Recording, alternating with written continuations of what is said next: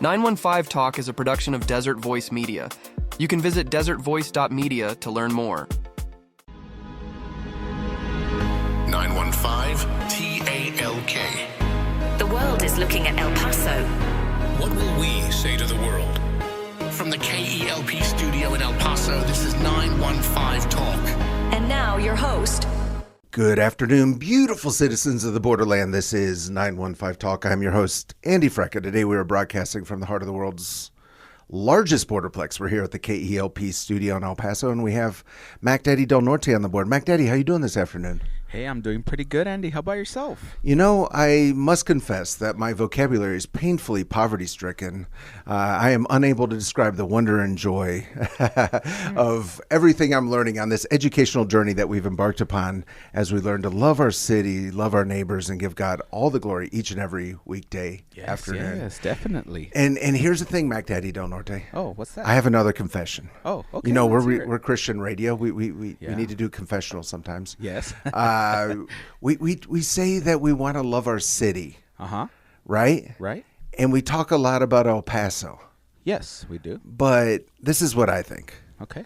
El Paso isn't just El Paso, the city. We're part of a larger community, Yeah. right? So we're going to be Right. talking a little bit about that today. Okay. And for that, we do have a very special guest. Oh, how so? Well, first of all, he is the unique expression of an endlessly creative God. Secondly, he's a mayor. Oh, nice. Yeah, that's a pretty big deal, right? It is a big deal. I mean, we've had let's see, comptroller candidates on. We have. We've had surgeons. We've had the county judge. Yes, yes. Different athletes, Yes. right? But Yes. I think this is only the second mayor to come on the program. He's not the mayor of El Paso. He's the mayor of a city we all know. Oh, okay. It's right around here. Uh-huh. Also, this is super cool, and I'm excited to learn about this. Okay. He's a former tribal councilman. Oh, wow. Okay. Yeah. So we have the Esledo Pueblo here, and I'm just gonna say I know so very little about it. It's embarrassing, but I'm looking forward to learning some Hey, more. that's why we're here. Yeah. Yeah, exactly. To learn. Yeah. So he's the mayor of Socorro. Nice. Yeah, we've had a few guests from Socorro. I think so. We had a few pastors. We had do you know what Socorro is famous for in athletics? Do you remember? I had it at the tip of my tongue. A state No, I don't remember. baseball championship in okay. 2009, I believe. Okay. And we had the coach from that team on. Yes, we did, That was super actually. fun. We That were is so talking true. a lot about the El Paso Baseball Hall of Fame that day, Yes. but that was right out of Socorro. They won state. That's a big deal. Wow. That is a big deal. So we have a lot to dive into in the next hour. So without further ado, let's give a very warm Borderland welcome to the one, the only, Mayor Rudy Cruz.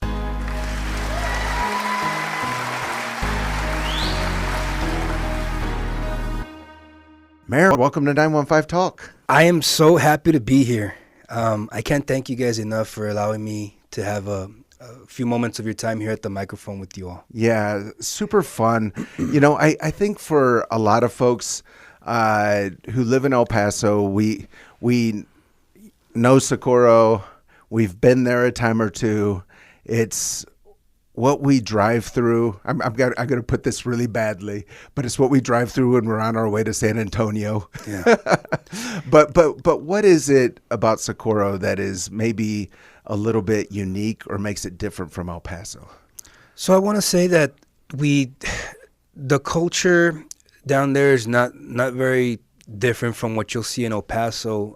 What I can tell you is that it's for the average city slicker or city guy or gal. Seeing a horse every now and then, on a canal, it might be something scary or different from. But down there in Socorro, where I'm from, it's kind of the norm. Oh, wow. Yeah. Yeah. So it's a little bit more laid back. You'll see a guy riding by on a horse. I visited the city, and I visit it quite often. We're neighbors. We're the second largest municipality in the entire county of El Paso. And a lot of times when I travel to the city, I'll see somebody, riding their bike. And back down where we're from, you'll see somebody on horseback, just taking a stroll on one of the irrigation ditches. As you all know, Socorro is an old farming and ranching community. Right.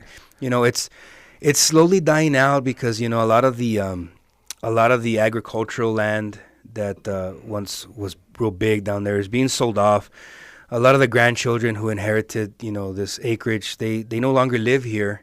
And so they don't look, to farming as one of their main sources of income. So what they end up doing is they're slowly selling off all of the land, and the developers are buying it, and they're developing. Right. So I'm sure that you feel a tension there because you're the mayor, probably there's a mandate for development. On the other hand, your family is a part of that community for generations, and you feel the tradition and the pressure to not lose those traditions. Speak into that. Absolutely. I'm fourth generation Socorro on my mom's side, but my bloodline, it's actually been here a lot longer than the actual governmental entities that surround this area. Oh, wow.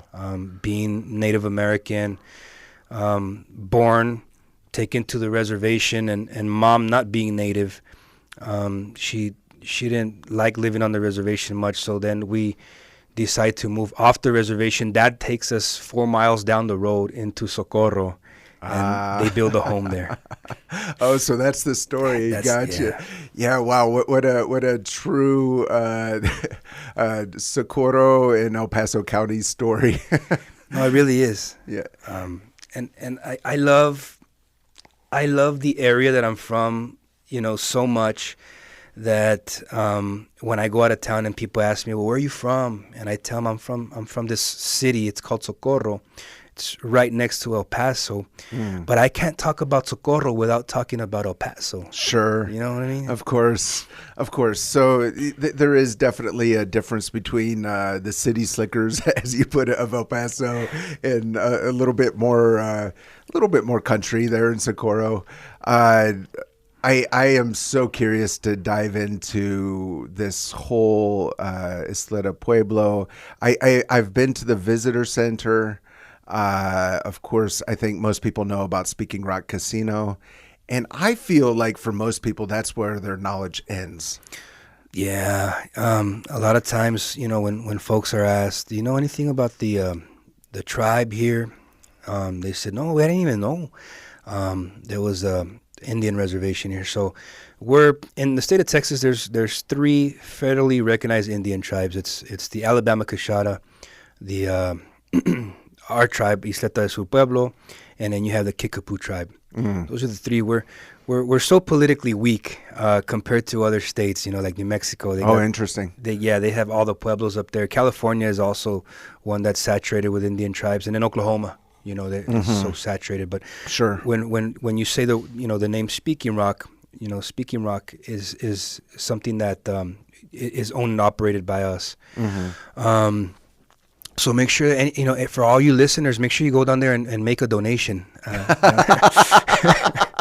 love it. So a lot of folks think because we are a casino tribe that we're driving around in BMWs and Mercedes, and that's not true. We're actually driving around in Porsches.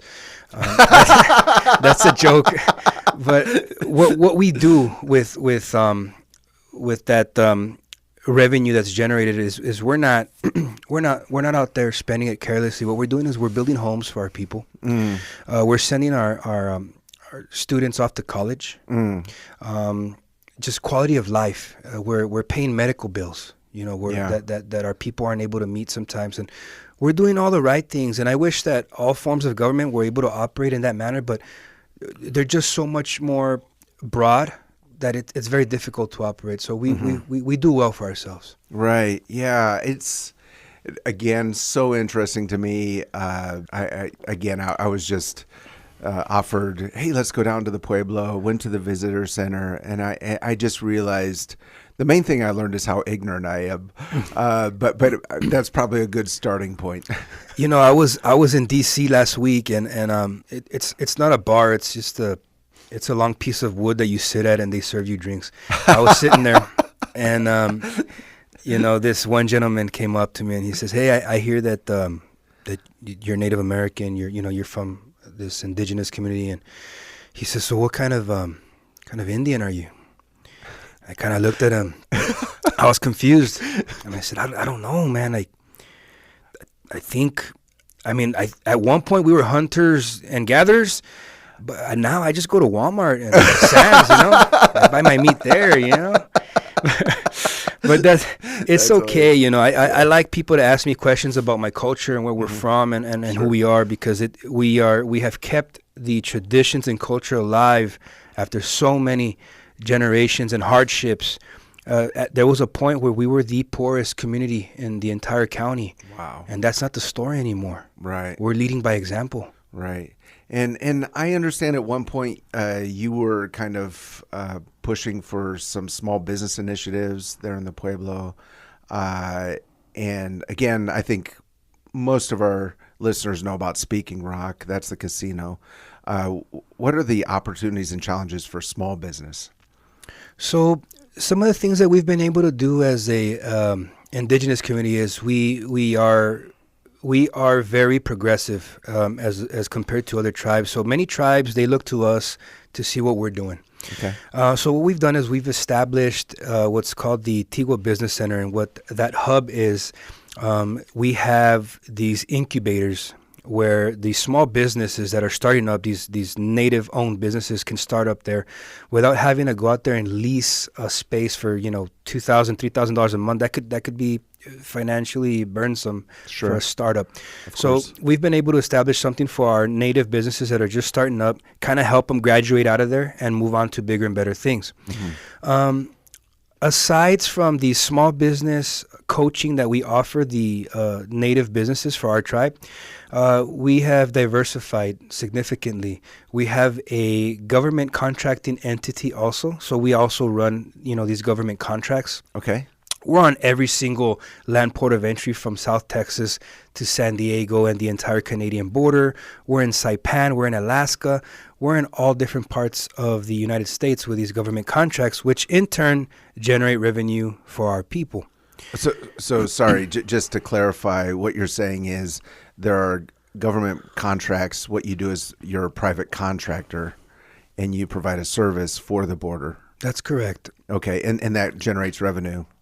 Absolutely. For the tribe. Absolutely. Okay. Yeah, that's correct. And you're all over. And that doesn't mean that it's the Isleta native people doing those jobs. It's just you own the entity. Yeah, there's that misconception that all of the folks that work for us, whether it's our government workforce or Speaking Rock or our government contracting entity or our farm and ranch, that you have to be of our tribe to work there. That's not necessarily true. A large majority of our workforce are non-native. Yeah. Okay. Yeah.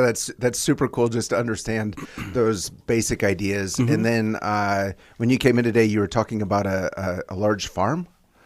Yeah. So we own out in Valentine, Texas. And for those of y'all that don't know where Valentine, Texas is, it's a 2-hour drive from El Paso. Heading towards Sierra Blanca, and then you get to Van Horn. Okay. And you'll take this highway. It's Highway 90. And a lot of people are familiar with this little stand. It's an artistic kind of booth, and it's Prada. I don't know if you've heard of it. Oh, yeah. Okay. I know exactly what you're talking about. Everything behind that is our property, and it's approximately 70,000+ acres. Okay. And so we run cattle up there, and we have an alfalfa operation, and we sell alfalfa and our cattle, and again, in turn, we generate revenue and we bring it back home. Okay, so again, for those who missed it, you drive out I-10 till you hit Van Horn, and there's a gas station. You take a right, and you're going towards Alpine, towards Marfa, and you're driving through this area, and it feels like there's nothing out there. Yeah, exactly. And it's sometimes I feel like I'm on a Mars rover or something, but it's hilarious, right in the middle of all of that, in the middle of I don't want to say nothing, but there's a Prada store, which is a joke, I guess. I think it was, if I'm not mistaken, it was something that there's an artist, I have to Google it, that went out there and just wanted to play something, and if you go out there, there's actual Prada purses and heels and stuff like that, and people are always taking pictures in front of it. You know, I've taken a picture when I've driven by. So it looks like a designer. Like you said, it's shoes, it's purses, things like this. Maybe not everyone even knows the brand Prada, but it's high end, it's fancy, and it's like in the middle of this endless field. There's this. It looks like a Prada store, and it's great. I've stopped there, taken a picture because you have to. Hey, well, next time you're down there, why don't you come in and take a picture of some of our cattle? Yeah, I would love to. So what you're saying is that whole area, it's 70,000 plus acres that's owned by the tribe. That's correct. It's alfalfa and cattle. That's correct. Yeah. Okay, so we've had on this program a man by the name of Sean Overton. He bought, I think it was 300 acres. I might be wrong on that, close to Sierra Blanca. And he's trying to turn the desert into a forest, and he has this huge YouTube channel, and it's sometimes successful in his attempts to make things grow, and sometimes not successful. Absolutely. So it's not too far from where you're at. What are some of the really just climate things you deal with out there? Oh God, so you can't control the weather. That's for sure. And a lot of folks ask me, so you guys have cowboys out there and like in Yellowstone?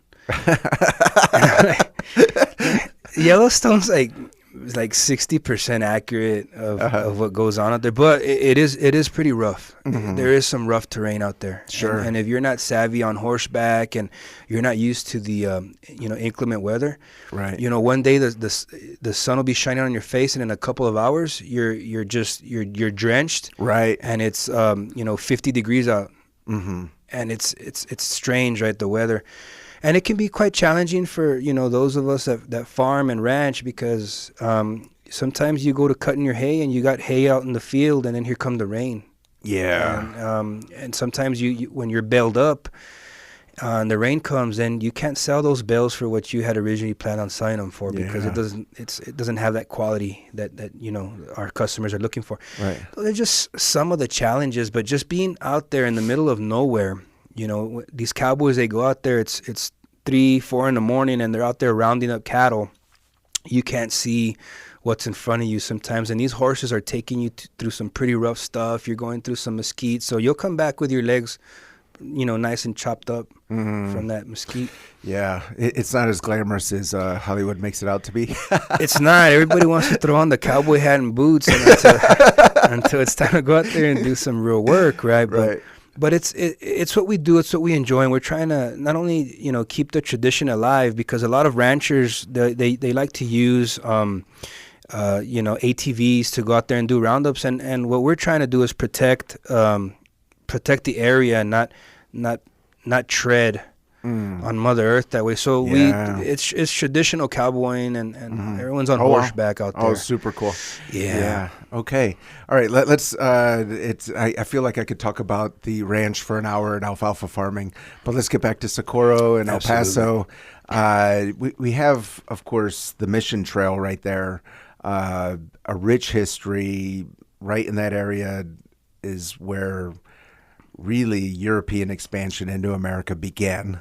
Not at Plymouth Rock in Massachusetts. It happened right in this area here. When you look at that history, as you're the mayor of Socorro, you're El Pasoan, you're also Native American. When you look at all those things, it doesn't have to be the most important thing, but what are some parts of that history that you feel are important for the world to know? Just being from the area down there, a lot of folks, they don't understand that we have been able to maintain, and I mentioned it earlier on, our culture and our traditions, and the language is still one that's being kept alive through the youth. It starts at the pre-K levels, and they're teaching our kids the language. So, kupuyu, good morning in our language. Yeah. We still speak the language. The dances and the rituals and the chants are those that were heard and danced many years ago. We've been able to maintain those and keep them alive. But talking about the Mission Trail, not only are we talking about the Tigua tribe? Keep in mind that down in Socorro, the area that I represent, there was a pueblo there also, the Piro. Okay. So you have a lot of the pioneers of Socorro that are still living there today that have that Piro blood running through their veins. And so there was a mixture of blood between the Tigua and the Piro. The thing is that the Piro were unable to keep track of their lineage, and we have, and we've been able to maintain that, and we can show the federal government, who has what as far as blood quantum and direct lineage, and we keep a good track of that through our tribal enrollment office.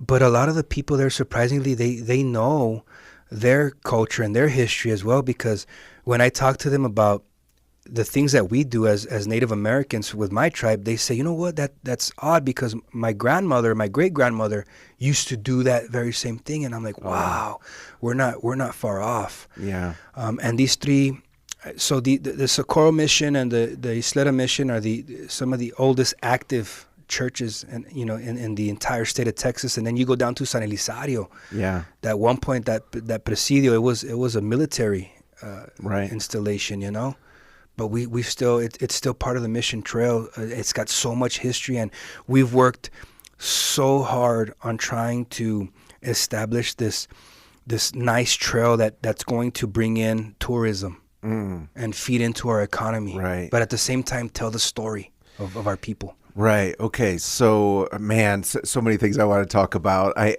want to ask the very big question. Why is it important to you to preserve your native language? We're exclusive. There's gonna come a day where you and I aren't gonna be here. This will all just be a memory. Yeah. And one of the things that we have done is as far as preserving our tribe's cultures and traditions, me being the new leader for this city, I've kind of brought that over. And I've said to myself, you know what? It's important to the people of Socorro to preserve their history, which is the church, the mission trail. Yeah. But we have to do it in a way where you have that healthy growth, but at the same time, you're not holding back progress. I think we can get both. There's got to be this happy median, right? Yeah. Bringing in the restaurants, the breweries. Sure. Maintaining the culture, the facade of what used to be established there. So a lot of the buildings, any new building that goes up on Socorro Road, it's got to go through the Historic Landmark Commission. And it's got to have this facade, the Santa Fe style structure, the flat roof, the vigas that were once used. My grandparents' home is still on the Mission Trail in Socorro. And you can walk in there and it's made out of mud and wood. Oh, wow. And these restaurants that you now can visit there, and the breweries and these different businesses, you walk in there and you're standing in a building that at one point it gave shelter to someone, and it's made out of mud and wood. That's so cool. Yeah. So one of the things that I really want our audience to start doing is local tourism. I find it amusing how many people for example, I've met from El Paso who have never been to Waco Tanks. And so I've only lived here in El Paso for a few years, but I enjoy getting out, seeing some things, talking about the Mission Trail, talking about tourism. What is your elevator pitch for why someone should spend a Saturday coming to Socorro? I tell people that aren't from my area that they're going to experience through song, dance, and they're also going to be able to taste it. Because keep in mind that along with the song and dance that we've maintained over just generations and just hundreds of years of history in that, and what you can hear and feel and see, you're also going to be able to taste it. keep in mind that the traditional meals that some of our grandparents and great-grandparents are still putting on the table today is not much different than what was put on the table hundreds of years ago. That's what they need to understand and realize, and that's what I try selling to those people that come down here and visit my area. Okay, so do we need to talk restaurants? We can. We can if you'd like. Yeah. So are you saying that there are places in Socorro that serve dishes that are a little bit different maybe than El Paso? I'm talking about a restaurant that you're going to walk into, and the chair that you're going to be sitting on is going to be of a color that was stained, not with wood stain that you buy at Lowe's or Home Depot. They used fruits to extract the dye. Okay. And that's how the wood was dyed. Wow. And that's how it was done hundreds of years ago. I'm talking about meals that were, plants that are just native to the area that are going to be used not only in those restaurants, but in the beer that you taste down there at the brewery. We got this pomegranate beer. You got to go down there to the Three Missions Brewery and taste it. Okay. So these are in Socorro. That's correct. Okay. Only in Socorro will you see this. All right. And is there like a website to kind of see what some of these places are? Absolutely. So there's actually this Mission Trail campaign that the county helped us with so much, and there's this national campaign video, and that's a good place to watch it on YouTube. It's called the Majestic Mission Trail. Okay. And visiting our website, you can visit the Historic Landmark Commission's website. You can visit the Visitor Center's website down in Isleta. There's so many organizations that have tried to maintain and keep this mission trail alive. That's what's so empowering, is that it's not only us. Yeah. It's not only the tribe. It's not only the residents of. It's all these organizations outside of that who have adopted it and embraced it and made it their own and said, this is something that everyone needs to know about. The El Pasoans who have visited, the folks that live in the city, they enjoy our area a whole lot more than the area that they live in. That's it surprises me so much, Yeah. Well, to our listeners, I'm going to say you don't have anything better to do with your Saturday afternoon. So go over to Socorro, find the restaurant with the cool chairs, with the historic dye, find some of these, unique menu items. It's part of celebrating where we're at, this place that we are privileged to call home. If you're just joining us with Mayor Rudy Cruz, he's mayor over in Socorro. He's also a former tribal councilman there at the Isleta Pueblo. We're talking about Native American affairs. We're talking about Socorro, El Paso, all of these things, and what is one of the most historically rich hot spots really in the nation. And I love that we're able to celebrate that. We do need to take a break. Before we go into the break, this is your daily reminder that 915 Talk is a production of Desert Voice Media. And you can find this or any previous 915 Talk conversation by visiting our website.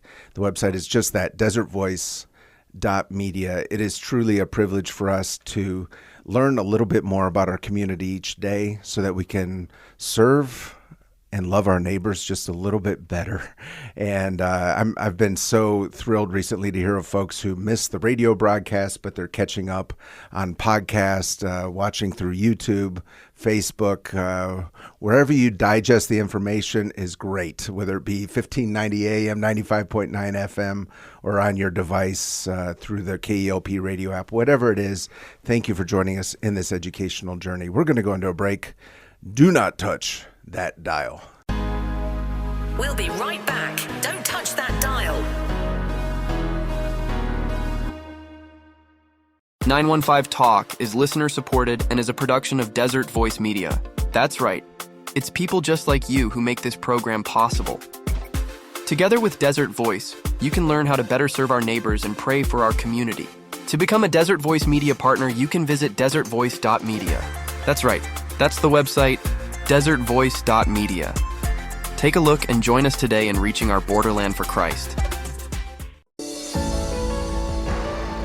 Greetings, KELP listeners.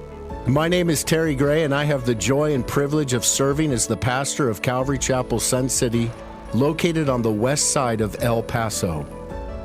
I also have the joy of connecting with the radio audience in the Borderland through the Summons broadcast heard each weekday at 5 p.m. right here on this station. On Summons, we study the Bible book by book, chapter by chapter, verse by verse, precept by precept. Please join us each weekday at 5 p.m. for Summons right here on KELP. We're back. You're listening to 915 Talk. And we're back. You're listening to 915 Talk. I'm your host, Andy Frecka. Today we're with Mayor Rudy Cruz. Mayor Rudy Cruz is over in Socorro. We've been talking about just, again, what I said before the break, that it's really one of the centerpieces, in my view, of American history. And Mayor, we're here on the border, and I think one of the recurring themes of this program as different local leaders come in is there's a lot of pressure that a small town, small city, I'll put it that way, mayor wasn't hoping to have to deal with. It's related to border. I understand that there's talk of a federal detention facility coming to Socorro. I'm sure that that's a major point of pressure, regardless of how you feel about it.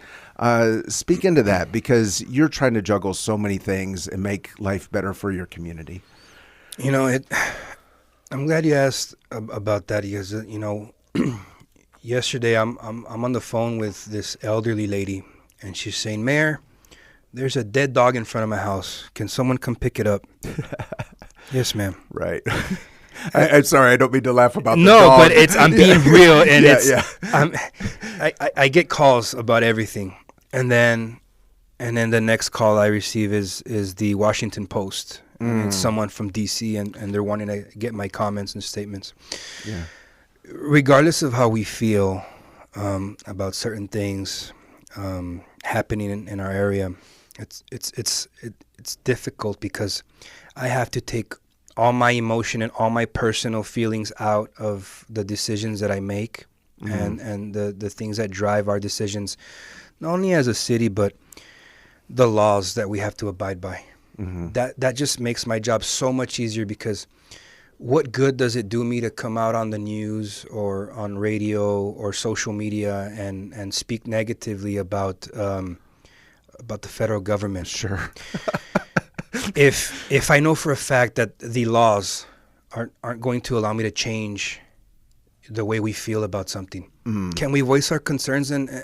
But yes, we can. But it has to happen diplomatically at a table. Yeah. And speaking with congressional leaders, saying, "Hey, listen, these are the concerns of my residents. Yeah. These are the hardships that we're looking to face in the future if something like this was to come to my city." Granted, yes, I mean, we may be creating jobs or but just the strain that it's going to put on our infrastructure, the way it makes people feel down there, especially those that are hardworking, second generation, folks from other countries, makes things so much more harder. I'm married to a woman from Chihuahua, Mexico. Yeah. I never thought I was going to marry somebody, from another country. I never knew I was going to have to become fluent in Spanish. Sure. Yeah. But it's hard. Yeah. I love how you just explained that. You're dealing with an elderly woman who a dog had met its demise in her front yard, and then you have the Washington Post calling. I can't imagine the pressure and the tension in that. In the middle of that, what parts of your job inspire you? Because I'm sure there are certain parts where you're like, I can't believe I have to deal with this. But what inspires you? It's hard. It's hard sometimes being in this seat, because we drive down the same streets our residents drive down. We hit every single pothole they hit with our vehicles. I don't know why everyone thinks I live over there in the mountain on the west side, but I don't. I live right down the street from y'all. That's hilarious. I know, right? I know some of our streets are in bad shape. I know that some of our parks need, some beautification projects to get rolling. The thing is I've been working so hard to bring in funding from Washington, D.C. so that I can free up my money, my local tax dollars. It's just been so hard. Law enforcement funding that is like half of our budget. Our local tax dollars. Wow. So the other day, I this post that I posted on my social media page, it got so many negative comments because people are saying our police department doesn't need any more funding. You need to fix our streets and our parks. But what they fail to realize at times is that me bringing this funding back to my city and police department, that just frees up the money, like my local tax dollars. Now I can launch these big street overlays and park projects because I'm not having to dig into my direct budget to pay for police. So you were able to get some funding from outside the city? Yes, for the police department. Absolutely. They're like, why are you doing that? We need to. Why aren't you bringing money for roads and parks? Well, the honest, easy answer is, I did ask for that. Yeah. But that's not the flavor in D.C. right now. Yeah. They're not funding parks and streets. They're funding public safety and border security. Yeah. And if I don't take advantage of that funding now, it's going to go to San Antonio, Dallas, and Houston and all these other cities. So I need to bring whatever I can get. And that eases up other parts of the budget. Absolutely. And I know, and I'm a very impatient person. I want to see roads being fixed, parks being beautified just as quickly as my residents. It's just, there's so much red tape right now with government. It's just, when anything goes out to bid, there's a formal bid process that takes weeks, and then it turns into months, and then we finally find the contractor starts mobilizing. So something that done in your own backyard that could have been done like within a week, for a municipal government takes months. Yeah. Okay, so it's a little amusing to hear someone from the government talking about the government having red tape. And it's the truth. I that's why I got into politics. I didn't want to be a politician. I didn't. Right. Just me being in the position, I'm given the title of being a politician. Yeah. I wanted to help. I wanted to help the community and help the people the best way that I could, given the authority that I have. Right. I don't have a magic wand to wave around. I can't jump over these hurdles without following the law. Okay. Well, yeah, of course. So since we can't do that, and for entertainment purposes only, I guess, if you had a magic wand, how would you use it? A lot of time is spent on our streets. Our residents use the streets every day, of course, to commute, back and forth, either work, taking their children to school, going to the grocery store. They want some nice roads to drive on. So if I could pave every single road in Socorro today, I would. The parks, our parks is another area that of concern for our residents. If I can go in there and I had these millions of dollars to just dump in and take care of all our parks, I would. Sidewalks. Keep in mind, Socorro is an old community. People think because they see the new developed areas, residential areas, well, they went and put sidewalks for them and lighting. Well, let me tell you how development works now. And now we have ordinances. Now we have rules and policies and laws.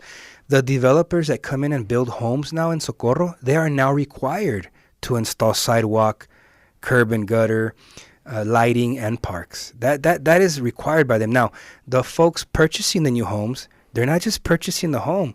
They're also paying for all of the sidewalks. So the city didn't pay for it. We didn't. It's the developer and the end consumer who built the house. Yes. Yeah. What we're trying to do is catch up with, people call it, the years of neglect. Yeah. The older parts of Socorro that didn't have sidewalks, we're slowly trying to install sidewalks on every street. Now, what happens is we install sidewalks on one side of the road. Maybe next year we'll come and do the other side. No, you get all these phone calls from the neighbors saying, hey, My neighbor across the street got a sidewalk. What about me? Well, it's coming. The thing is that we have so much money to spend on sidewalks, and we have to spread it out throughout every district of the city, because now I have city reps. I have city reps that are saying, well, wait a minute. What about my sidewalk? You know? I got you. Yeah. So we're juggling. Sure. Okay. And I saw if the internet is correct, you're working on a railroad overpass. Yeah, you know what? Again, talking about Socorro, an old farming and ranching community. I have irrigation ditches that my public safety vehicles have to drive over. So a lot of these bridges, they're right now, some of them they've already been remodeled, completely demolished and then remodeled. We're trying to fix every single one in the city, these old irrigation ditches, because some of my public safety vehicles and like fire trucks, they can't get over them. Oh, they don't meet the weight capacity limit, so I have to fix them, right? Mm-hmm. The other thing that runs through my city is the railroad. Mm-hmm. For a small city like ours and the budget that we have, I have to have 2 of each on both sides. 2 of? I'm talking about fire and ambulance and police. Can you imagine my police, going to a call and the train, because sometimes they do stop. Oh, wow. They stopped on the tracks, or they're taking someone in an ambulance, or they're trying to put out a fire on the other side, or tend to an accident, and I don't have those resources on the other side of the tracks. I'm not going to negotiate public safety for anyone. So right now we are looking into creating this overpass over the railroad, and I know a lot of the concerns of the citizens is, our taxes are going to go up. Well, not necessarily so. I also sit on the MPO. What's that? That's the Metropolitan Planning Organization there. Okay. It's the largest board in the entire county of El Paso, and that board is responsible for all roadways and just being able to create these paths for people to commute on. Mm-hmm. So we're looking at getting funding that way, so that way our tax dollars aren't being used on constructing this bridge. Right. Okay, so that's interesting, and I love, I guess, nerding out about this a little bit, learning how this works, because it's a lot of money to put a bridge over railroad tracks, but then you think of the cost of having ambulances on both sides, fire trucks on both sides, and I assume really what you're doing is what I'm hearing you say is if the overpass goes in, you can save on those monthly costs. Absolutely. Kind of in perpetuity. Absolutely.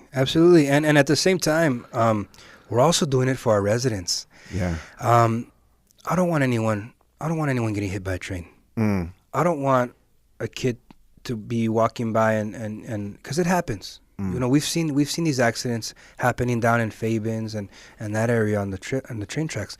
If I can create a bridge over, that makes things so much safer for my residents to cross. Yeah. And I'm trying to do that. Yeah. While you're at it, if you could get an overpass over the railroad track on Piedras in El Paso, I'd appreciate it. I'm asking for a friend. We'll throw it in there. We'll throw it in the application. We'll see what happens. Because when I go to Ace Hardware, it's always a problem. Yeah, no, I know. I've been stuck at that one before. Yeah. Mm-hmm. That's funny. All right. So all these different tensions you're dealing with as mayor of Socorro, you're looking at the historical, you're looking at the future, the present. Paint a picture of where you'd like to see Socorro 5 years from now and how that's different from today. Yeah, so a lot of my residents, they'll write to me, they'll call me, and they'll say, "How come we don't have any of the restaurants? Why do we got to go to Horizon or El Paso to eat at a decent restaurant? Like a family restaurant?" And I tell them, and I'm honest with them, and I go, "Look, number one, Socorro doesn't have the rooftops in order for a business like that to come in. We're slowly getting there, but at the same time." It doesn't have the rooftops, meaning the population. The population, yeah. A business. These big chain restaurants that everyone wants. Like the Rudy's barbecue or the Cheesecake Factory or the H-E-B's. They won't come set up shop until they see enough rooftops, right? Because they do market analysis. Sure. Our population doesn't get paid what the folks up living by the golf course get paid. Let's be real with each other. We are an underserved population. But what I can do, because we're growing so much right now, there's so much residential development, I need to start bringing in the commercial. What the commercial is going to do is feed into the tax base, because right now, my residents are funding the majority of the operation through their local tax dollars, because there's not enough big business to feed into my economy through the property tax base. If I can build a super healthy property tax base from the commercial side, that can leave taxes for my residents where they're at right now. Right. Because if I don't bring in commercial, the residential tax rate doesn't compare to commercial. Right. And my residents are forced with having to pay for more police, more public works, right, more sidewalks, and all the other neat things that they want to see. Right. Okay. So this is a recurring theme on this program, of course, property taxes, and the cure for that seems to be attracting business from the outside. First of all, do you think that the fine folks of Socorro are opposed to more businesses coming to the area? Does it sort of rub them the wrong way and they don't see the benefit, or would they be happy to see more businesses? I think there's different flavors. So some do like the large commercial, because right now there's a lot of warehousing going up on that old farmland. This people, the developers that purchase, they don't want to build shopping centers. They find that there's more money in the warehousing industry, and let's be real. Through the foreign trade zone that we now have established in Socorro, and being so close to the border, we have to take advantage of those resources. See, someone up in the Midwest of the U.S., they don't have a border. Yeah. They can't take advantage of this type of industry. Yeah. We can, though. You know what I mean? We can. Right. So that's what we've tried to do, is we've tried to just take advantage of every resource available to us. Being a border city, binational trade is one thing that we've been able to bring into Socorro. What I do want to see, however, I want to see more retail. I want to see more restaurants. I want to see more family-oriented businesses setting up shop in Socorro, because we really do need it. And the people want to be able to drive 10, 15 minutes down the road and enjoy a decent meal at a steakhouse. We want to bring the West Texas Chop House to Socorro. Right. We want to bring, the Great Americans and all that. Yeah. Not just the McDonald's and Burger Kings. We want to bring the good stuff. Gotcha. So there's the foreign trade zone. Tell me about that. So the city of El Paso also has a foreign trade zone with their airport. So anything that comes in from either through land or by air from another country, and it lands there, it's duty free. Okay. So tax free, and so the good thing about that is you're able to offer those incentives off to the next person down the line. So as long as those trailers come from Mexico on over and they park themselves in Socorro on the foreign trade zone, that load then gets picked up from a truck over on this side and it gets taken to its next destination. But it happens duty free. Okay. Similar to like the Hueta crossing the border, where they sell like the liquors and the handbags and the cigars and all that. Like duty free. Duty free, just large capacity and much larger operation. You're dealing with freight now, dry goods.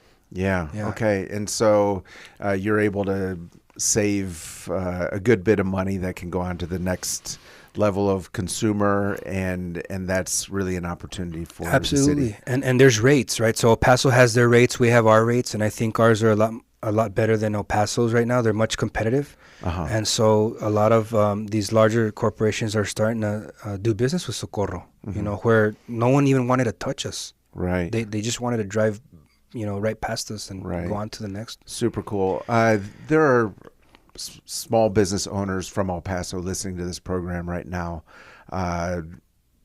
What are the opportunities for them in Socorro? Right now, we are looking at creating an incentive package for the small business. We have incentives through our, I think it's this policy. I think it's the 380 policy that we've established this. Certain businesses like the restaurant or entertainment, they qualify for certain incentives. I want to create a package that's more enticing and more inviting for the small business owner. And I'm talking about the taxing on those businesses, because number one, it's hard for a new business to come in and set up shop and create this customer base. So what I want to do as a government is make it easier for you. If I can make it easier for you on the taxing side, the property tax, so that you can have a little bit of more money freed up for you to operate and promote and to get established, then so be it. We're working on that right now. I need to bring in those restaurants and the entertainment businesses to Socorro. Okay, and so if someone's interested in taking advantage of that, what do they do? Call you? They can call me, or they can go to my planning and zoning office, and they can take care of it that way. We also have an economic recovery office, and those people are responsible for bringing in new business and kind of helping them get set up. We have a business from Socorro 2 years in a row, woman-owned business, 2 years in a row has received recognition by the SBA. That's not very common to receive. They sell burritos. Okay. The SBA has recognized this catering business as being one of the top-notch businesses in the entire region. And they're from my city. Okay. And I'm very proud to say that. All right. So you sort of made a comment earlier on in our conversation.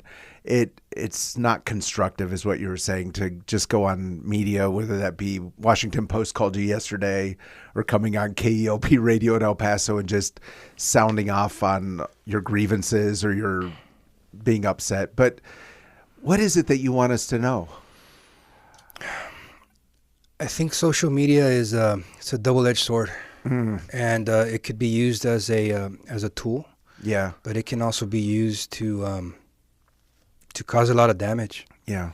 And me being in the position that I'm in right now, if I was to come out on the air and say something that maybe some folks up in the federal government level or even the state level wouldn't agree with, that could potentially damage the funding opportunities that I can bring back to my residents of Socorro. So I'm very old school. I'm 42 years old. Okay. But as a young child, I remember growing up in a home with mom and dad. Every time the president came out on the TV, I was sitting there in the living room watching him, the State of the Union address.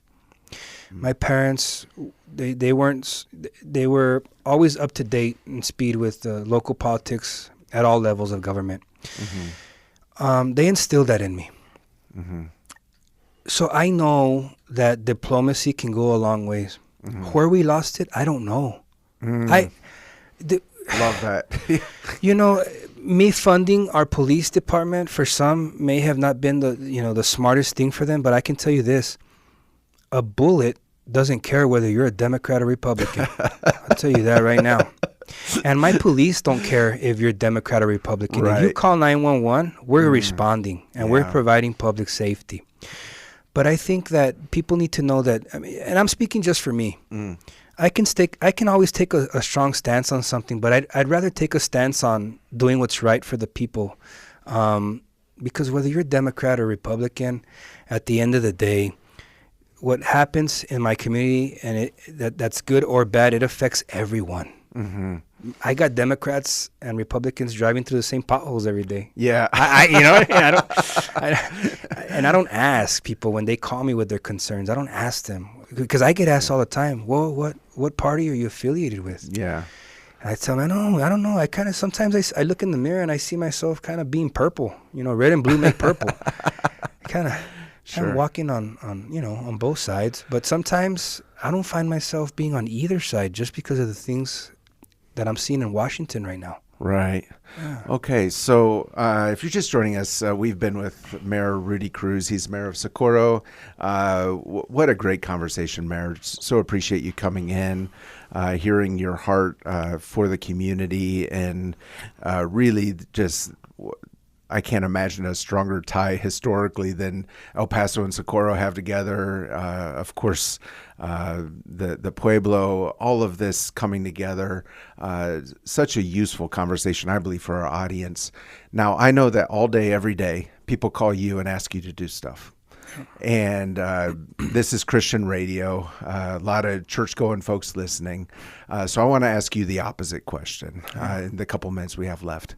What would you like to see for the city of Socorro from the churches there? I'm glad you asked that question also. So it was, I think, 2 meetings ago, I invited some of the local pastors of the church. And for all the listeners, I'm Catholic. Mm-hmm. And so being Catholic, we're taught certain things. But at the same time, being Catholic and Native American, we also have our practices that are completely separate from the church. Okay. Certain articles or objects that we use for our ceremonies, they will not enter the church. They remain outside. Okay.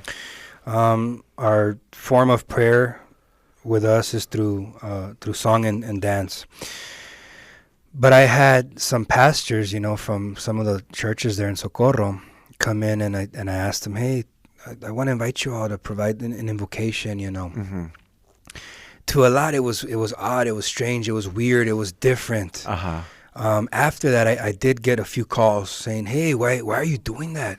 Like no one likes to see religion being mixed with government. And I say, I'll remember that the next time you pull out money or you get paid with money, because you need to read our currency.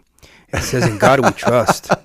Yeah. And every time we stand up to say the Pledge of Allegiance, we always say one nation under God. Mm-hmm. So I think it's pretty fair to invite prayer into that building. And you know what? A lot of folks, they were inviting to it. I know a lot of the Catholic people that were sitting in that meeting that day. They stood there, or they sat there with their eyes closed, and they received that prayer. I received that prayer being Catholic, not Sure. being of that church. Yeah. But I received it. I embraced it. It was Yeah. good. Then the week later, I had the priest from the Socorro mission. He came by.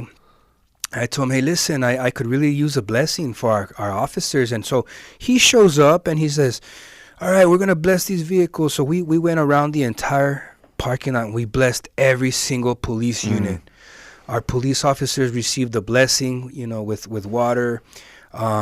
They even took some of their items that they carry with them to keep them safe, right?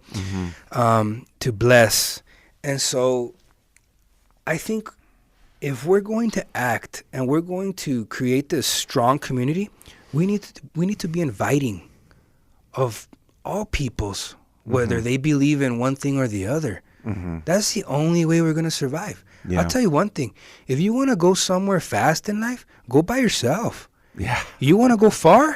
You take your people. Right. I'm right. trying to bring my people with me, all of my people, Right. Okay. So you welcome the prayers. What is one way that all the churches can be praying for Socorro right now in the minute that we have left? You know what? I asked that all our churches, if there's anything that they can help with, because I have so many people that live in my community that are always in need. If they can provide either, shelter, clothing, food, sometimes just the basic necessities, I invite them to be part of that, because everyone looks to the city for that type of assistance. When I can't, I wish I could spend taxpayer dollars on providing these things. But I ask that they pray. They pray for all of us, that they pray for our community, that they pray for the leaders, the elected officials to make those decisions. Don't let greed overcome you. Do things for the right reason. Keep us in line and remind us why we decided to take this leadership role. It was to provide, to protect, and to do good for the people, by the people. Wow. Mayor, this conversation has blown by way too quickly. I so appreciate you coming in today. If you just joined us, we've been with Mayor Rudy Cruz. He's the mayor over in Socorro.